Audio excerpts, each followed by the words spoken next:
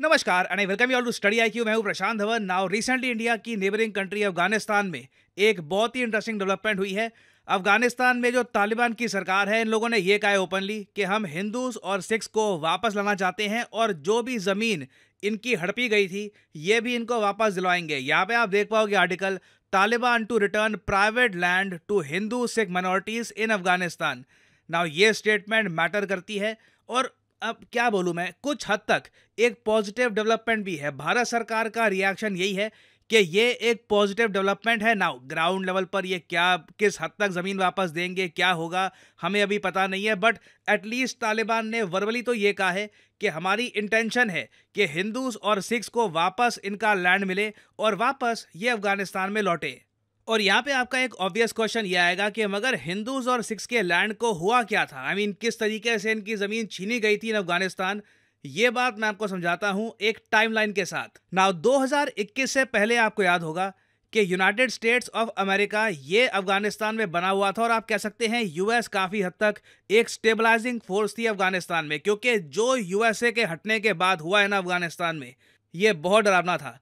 जो बाइडन ने बहुत ज़्यादा, मैं कहूँगा, अजीब से तरीके से यूएसए का पुल आउट कराया फ्रॉम अफगानिस्तान। बहुत एम्बेरेसिंग था, बहुत ह्यूमिलिएटिंग था यूएसए के लिए, क्योंकि जिस अफगान मिलिट्री को अमेरिकन ने ट्रेन किया था कई सालों तक कि जैसे ही अमेरिकन निकलेंगे अफगानिस्तान से, एक अफगान मिलिट्री है ये काबुल को संभाल के रखेगी, ये कुछ दिनों में ही बिल्कुल भाग गए। जैसे ही तालिबान काबुल की तरफ बढ़ा, जो भी अफगान मिलिट्री थी ये गायब हो गई, कंप्लीट डिसइंटीग्रेशन हो गई। जबकि अमेरिकन जनरल्स ने ये कहा था कि नहीं, अफगान मिलिट्री बनी रहेगी काबुल में और काबुल लंबे समय तक स्टेबलाइज रहेगा। बट तालिबान ने पूरे अफगानिस्तान पे कब्जा कर लिया और उस टाइम सबसे बड़ा डर ये था कि जो यहाँ पर थोड़ी बहुत माइनॉरिटीज अब बची हैं, इनका क्या होगा। जो हिंदू सिख्स यहाँ पर बचे हैं, इनका क्या होगा, क्योंकि तालिबान का ट्रैक रिकॉर्ड रिलीजियस माइनॉरिटीज़ के मामले में बहुत ज़्यादा खराब रहा है।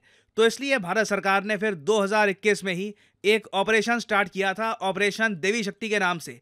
और इस ऑपरेशन के अंडर 800 लोगों को इवैक्यूएट किया गया था फ्रॉम अफगानिस्तान। और मैं आपको बता दूं, वो जो टाइम था अफगानिस्तान में, इट वाज वाइल्ड।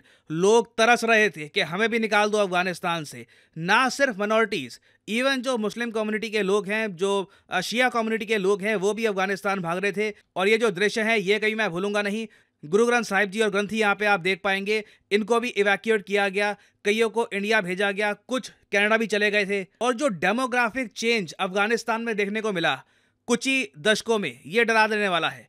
1970s में हिंदूज और सिख्स की जो टोटल पॉपुलेशन थी अफगानिस्तान में, ये 7 लाख हुआ करती थी। उससे पहले आप अगर जाओगे तो ये पॉपुलेशन और ज़्यादा हुआ करती थी।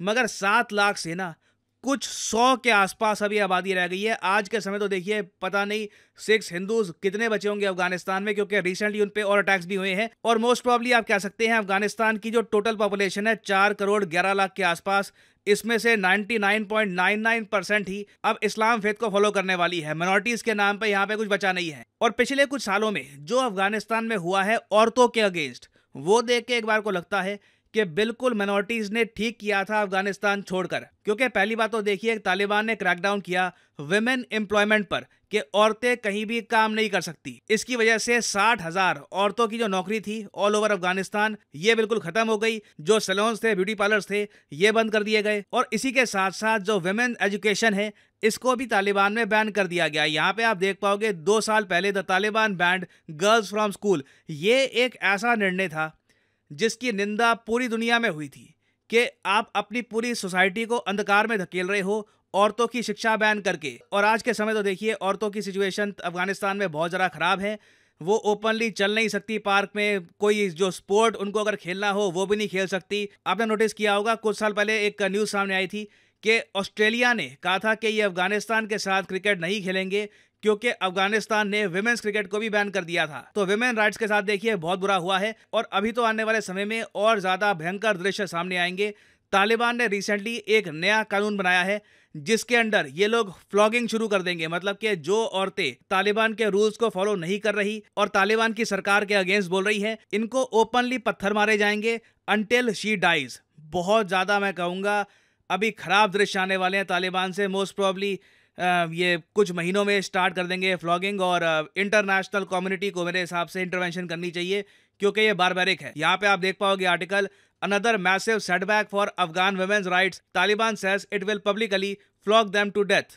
अब ऑब्वियसली यहाँ पे एक क्वेश्चन आता है कि जिस देश में औरतों के साथ ऐसा व्यवहार हो रहा है वहां पर मिनोरिटीज का क्या होगा। देखो, मिनोरिटीज पर भी लगातार अटैक हुए हैं पिछले कुछ सालों में। आप अगर नोटिस करोगे 2022 से लेकर 2023 में जो सिख्स और हिंदूज की गैदरिंग होती थी वहां पे लगातार अटैक्स हुए हैं। काफी बार टारगेटेड किलिंग भी देखी गई है। इवन दो अगेन मैं बोलूंगा मिनोरिटीज के नंबर्स तो अब मतलब 100 से भी कम चले गए होंगे, तब भी उनको टारगेट किया जा रहा है। तो अब क्वेश्चन तो बिल्कुल बना हुआ है कि जो तालिबान कह रहा है, देखो तालिबान का मेन इशू यहाँ पर यह है कि जब ये लोग टेक ओवर कर रहे थे ना अफगानिस्तान में, कई मिनोरिटीज के लोग अफगानिस्तान छोड़ के चले गए थे, तो इनके जो घर थे, जो इनकी प्रॉपर्टीज थी, वो तालिबान से लिंक्ड जो वॉरलॉर्ड्स हैं, जो बाकी जो ग्रुप्स हैं, उनके लोगों ने कब्जा ली थी। उन्होंने कहा कि ठीक है चले गए, अब ये घर हमारा हो गया। नाउ तालिबान की सरकार कह रही है कि नहीं, उन वॉरलॉर्ड से हम जमीन वापस लेकर इन मिनोरिटी के लोगों को दिलवाएंगे। नाउ क्या ये सेफ है, ये देखना होगा। तालिबान जैसे देश में जहां पे औरतों के साथ ये फ्लॉगिंग करने वाले हैं बहुत ही जल्द, क्या वहां पर जेन्युइनली ये जो प्राइवेट प्रॉपर्टी है मिनोरिटीज की, ये गुंडों से वापस लेकर इनको दिलवा भी पाएंगे? और अगर मान लो दिलवा भी देते हैं तो उस केस में फिर क्या टारगेटेड किलिंग्स नहीं होंगी, इसकी कुछ गारंटी है? तो दिस इज वेरी रिस्की। हालांकि हमने ये देखा है कि एक सिख फेथ के बहुत ही फेमस पॉलिटिशियन है अफगानिस्तान में, ये रिसेंटली लौटे हैं। इनका नाम है नरेंद्र सिंह खालसा। देखना होगा कि इनिशियली क्या रिस्पॉन्स आता है अफगानिस्तान में, क्या ये लोग सेफ रह पाते हैं, और उसके बाद इवेंचुअली अगर मिनोरिटीज को अपना हक मिलता है, अपना लैंड वापस मिलता है, it will be very good. But अभी के लिए मैं कहूंगा सिचुएशन बहुत ही ज़्यादा रिस्की है। नाउ फाइनली यहाँ पे मैं आपसे पूछूंगा एक क्वेश्चन यहाँ पर यह है कि हाल ही में वो कौन सा बैंक है जो बना है first private bank ever to open a branch in Lakshadweep? ये है यहाँ पे आपकी options, ICICI bank, Axis bank, HDFC bank या फिर यस बैंक। कमेंट सेक्शन में करिए उत्तर, अटेम्प्ट करिए इस क्वेश्चन को कमेंट सेक्शन में। जो लोग सही आंसर देंगे उनकी कमेंट को मैं हार्ट दे दूंगा ताकि बाकी लोग समझ पाएं कि सही उत्तर क्या है। और फाइनली यहाँ पर मैं ये भी ऐड कर दूं कि स्टडी IQ की सेल स्टार्ट हो चुकी है।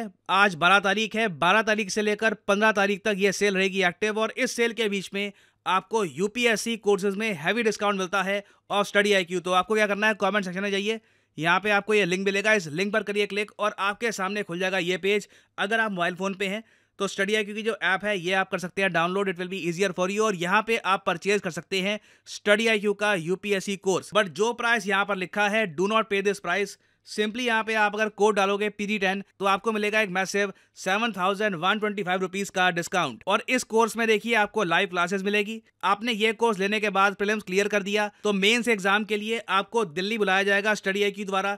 आप दिल्ली में बैठ के पढ़ेंगे और फिर इंटरव्यू तक स्टडी IQ आपका साथ देगा, इसलिए इस कोर्स को कहा जाता है P2I course. So use the code PD10 and save money. और इसी नोट के साथ यह वीडियो का अंत। Thank you for listening and as I always say, May the gods watch over you.